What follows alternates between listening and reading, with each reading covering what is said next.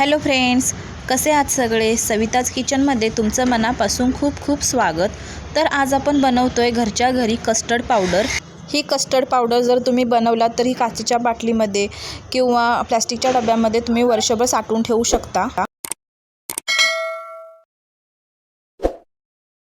तर चला मग कस्टर्ड पावडर बनवूयात. त्यासाठी ताटामध्ये मी चाळणी घेतली. त्याच्यामध्ये आपण 6 चमचे कॉर्नफ्लॉवर घेणार आहोत.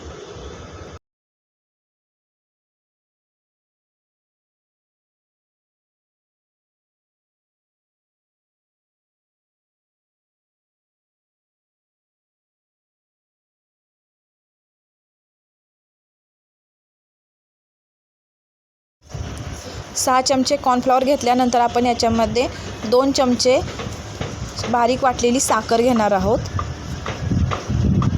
आणि त्यानंतर 4 चमचे मिल्क पावडर.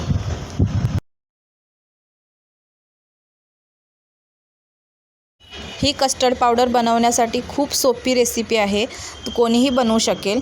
मिल्क पावडर घातल्यानंतर आपण याच्यामध्ये येलो कलर घालून घेणार आहोत. तिकडे जो कलर आहे तो येलो पण नाही आहे आणि ऑरेंज पण नाही आहे, थोडा मिक्स आहे, तर मी हा कलर घालून घेतला आहे. आणि आता आपण याच्यामध्ये 2 ते 3 ड्रॉप्स व्हॅनिला इसेन्स घालून घेऊया. आता हे सगळं मिश्रण आपण चमच्याच्या सहाय्याने चाळणीमध्येच मिक्स करणार आहोत आणि त्यानंतर चाळून घ्यायची पावडर.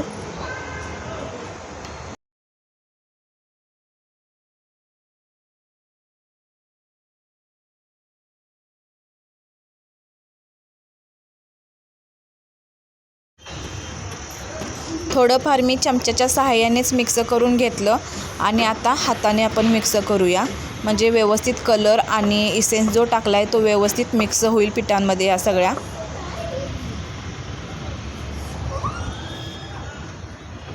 जर काही गुठळ्या झाल्या असतील तर त्या आपल्याला हाताच्याद्वारे व्यवस्थित मोडता येतात. आणि आता आपण हे सगळं चाळून घेऊया.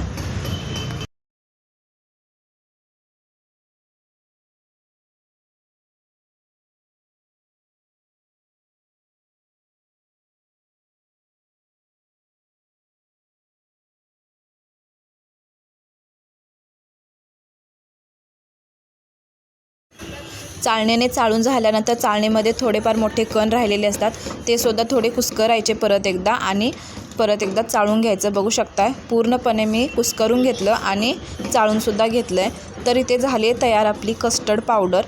तर ही कस्टर्ड पावडर तुम्ही साठवून ठेवू शकता, 1 वर्षभर आरामात टिकते.